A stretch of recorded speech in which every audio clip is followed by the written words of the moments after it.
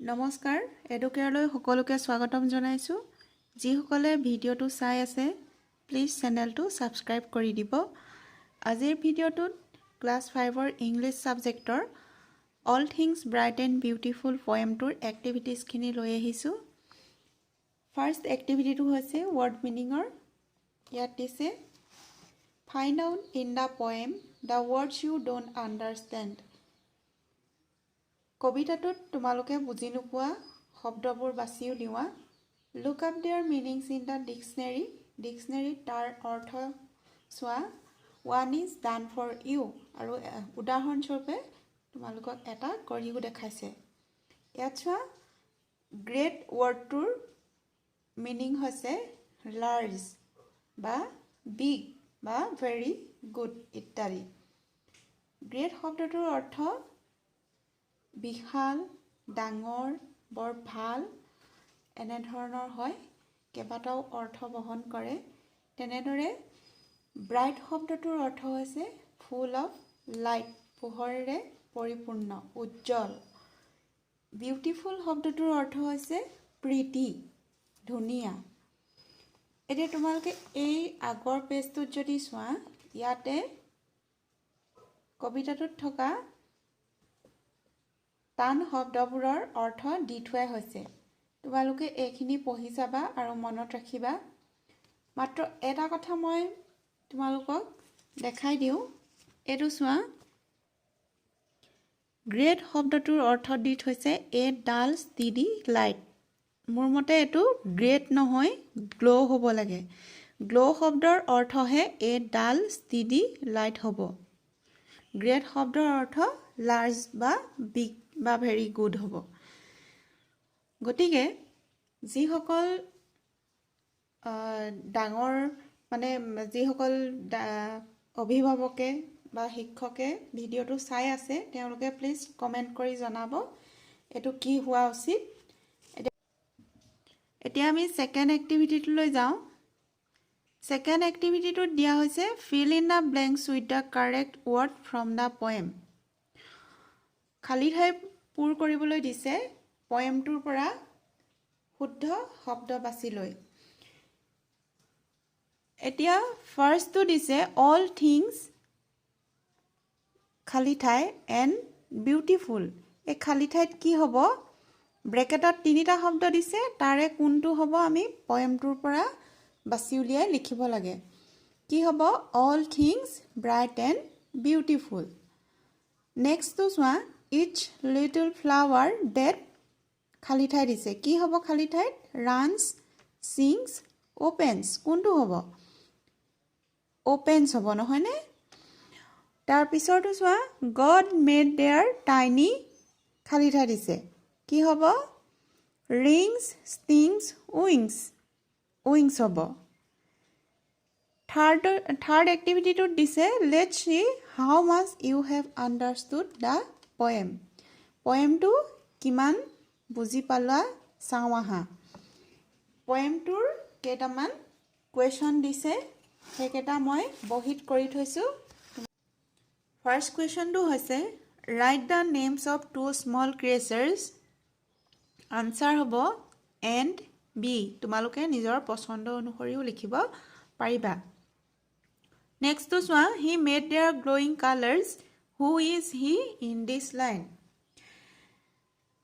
হিহঁতৰ উজ্জ্বল কালাৰবোৰ তেওঁ বনাইছিল ইয়াত তেওঁ বুলি কাক কোৱা হৈছে আনসাৰ হ'ব in this line he is referred to the lord god ইয়াত এই লাইনটোত তেওঁ বুলি ভগৱানৰ কথা কোৱা হৈছে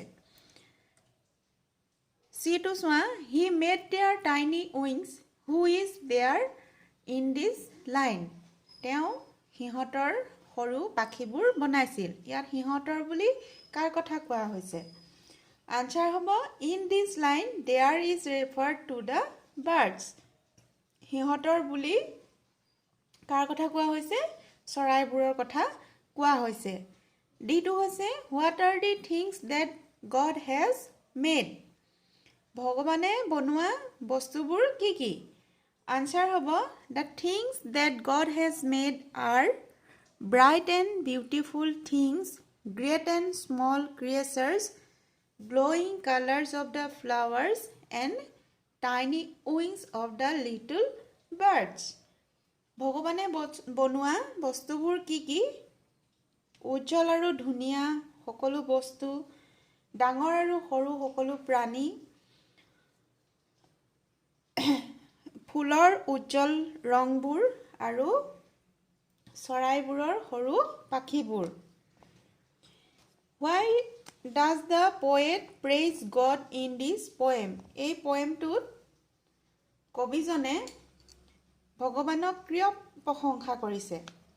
আনসাৰ হ'ব, the poet praises God in this poem because he has made all things bright and beautiful. He has created the great and small creatures, colorful flowers, and the little birds and their wings. কবিজনে ভগৱানক কবিতাটোত কিয় প্ৰশংসা কৰিছে? কাৰণ তেওঁ অৰ্থাৎ ভগৱানে সকলো বস্তুকে উজ্জ্বল আৰু ধুনীয়া কৰি বনাইছে, সৰু আৰু ডাঙৰ প্ৰাণীবোৰ বনাইছে, ৰঙীন ফুলবোৰ বনাইছে আৰু সৰু সৰু চৰাইবোৰ বনাইছে আৰু সিহঁতৰ পাখিবোৰ বনাইছে.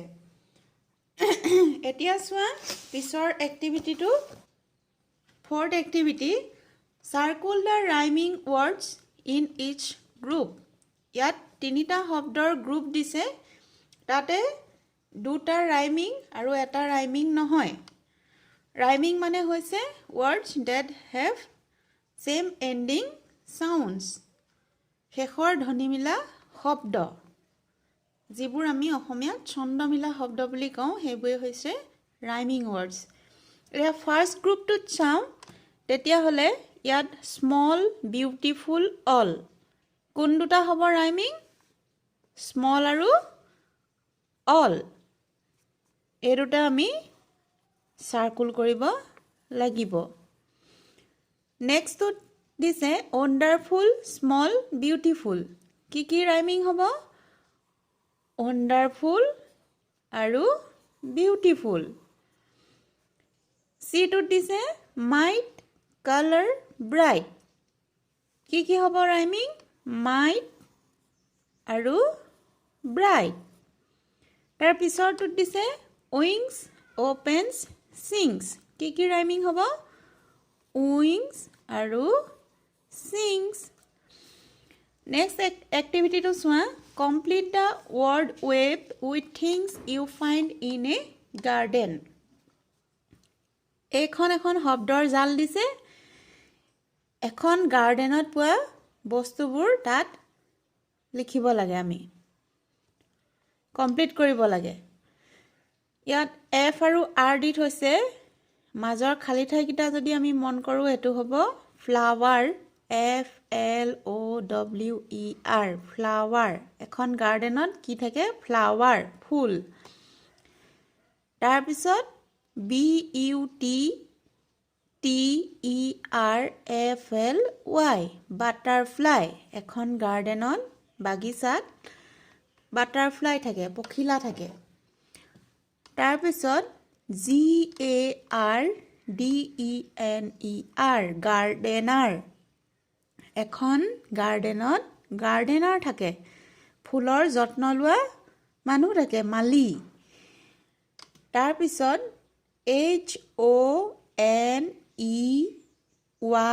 HONEYBEE, হনি বি. মৌ মাখি থাকে গাৰ্ডেনত, হয়নে? ফুলৰ মৌ খাবলৈ যায়. তাৰপিছত TREES, ট্ৰিজ, গছ থাকে.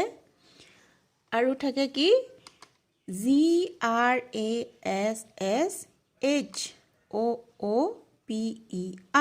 গ্ৰাছ হোপাৰ থাকে, নহয়নে? তাৰপিছত নেক্সট এক্টিভিটিটো চোৱা, 6 নম্বৰৰ. Write a word that rhymes with the first two. প্ৰথমে দুটা ৰাইমিং ৱৰ্ড দি থৈছে আৰু তাৰ পিছত আৰু এটা ৰাইমিং ৱৰ্ড আমি নিজে লিখিব লাগে. sweet feet তাৰ লগত আমি rhyming words কি লিখিব পাৰো meat বা beat এনে ধৰণে তোমালোকে নিজেও লিখিবলৈ চেষ্টা কৰিবা thing sing king ring এনে ধৰণে নিজে নিজে চেষ্টা কৰিবাচোন আৰু এটা এটা লিখিবলৈ mood food good old cold fold next to soa read the following little drops of water tiny drops of water small drops of water the word little tiny small have the same meaning in these sentences এই যে তিনটা sentence দিছে তাত little tiny small এই তিনিওটা শব্দই সৰু বুজাইছে হয়নে একেটা অৰ্থকে বুজাইছে let's learn some more words that have the same or nearly the same meaning এটা চাওঁচোন আহা এনেকুৱা কিছুমান শব্দ যিবোৰ একে অৰ্থ প্ৰকাশ কৰে যিবোৰে বা প্ৰায় একে ধৰণৰ অৰ্থ প্ৰকাশ কৰে যেনে beautiful pretty nice great large big wise clever intelligent wonderful lovely delightful এটা দিছা এটা শব্দৰ একে ধৰণৰ দুটা তিনটা কেইবাটাও অৰ্থ থাকিব পাৰে হেইপুৰক আমি অসমীয়াত সমাৰ্থক শব্দ বুলি কওঁ নহয়নে ইংৰাজীত কওঁ আমি synonyms এটা নেক্সট এক্টিভিটিটো চোৱা we can also think of many new words from a given word আমি এটা শব্দৰ পৰা নতুন নতুন কেইবাটাও শব্দ উলিয়াব পাৰো such as sun এতিয়া ধৰা sunটোৰ পৰা আমি কেইবাটাও নতুন নতুন শব্দ উলিয়াব পাৰো ইয়াত দিয়া sun sunৰ লগত burn শব্দটো লগ লাগি কি হল sunburn sunৰ লগত light শব্দটো লগ লাগিলে কি হ'ব sunlight sunৰ লগত shine শব্দটো লগ লাগিলে হ'ব sunshine sunৰ লগত day শব্দটো লগ লাগিলে হ'ব sunday sunৰ লগত flower লগ লাগিলে হ'ব sunflower sunৰ লগত rays শব্দটো লগ লাগিলে হ'ব কি sun rays এই দুটা বেলেগ শব্দ লগ লাগি আকৌ এটা নতুন শব্দ ওলালে হয়নে এনেদৰে আমি নতুন নতুন শব্দ শিকিব পাৰো তাৰ পিছত চোৱা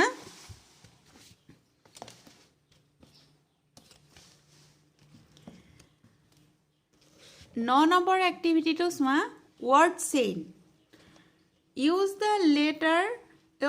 the last letter to begin the next word each new word should be something you find in nature the first one is done for you এতিয়া ইয়াত শব্দৰ হিকলি দিছে আমি যেনেকৈ অন্টাক্স কৰি খেলো শেষৰ শব্দটোৰ পৰা আকৌ পিছৰ শব্দটো ষ্টাৰ্ট হ'ব লাগিব ইয়াত খালি এটা কন্ডিশন দিছে এই গুটে বস্তুখিনি আমি প্ৰকৃতিত পোৱা হ'ব লাগিব মেড বাই গড হ'ব লাগিব ভগৱানে সৃষ্টি কৰা হ'ব লাগিব ইয়াত শব্দবোৰ দিয়ে থোৱা আছে আমি তাক মাত্ৰ সজাব লাগে যেনে ফ্লাৱাৰ শব্দটোৰ পৰা ষ্টাৰ্ট হৈছে ফ্লাৱাৰৰ শেষ লেটাৰটো হৈছে আৰ আকৌ আৰেৰে আৰম্ভ হৈছে ৰেবিট ৰেবিটৰ শেষৰ আখৰ টি টুৰে আৰম্ভ হৈছে ট্ৰি এনেদৰে যদি আমি চেইনডাল আগবঢ়াই নিউ চোৱা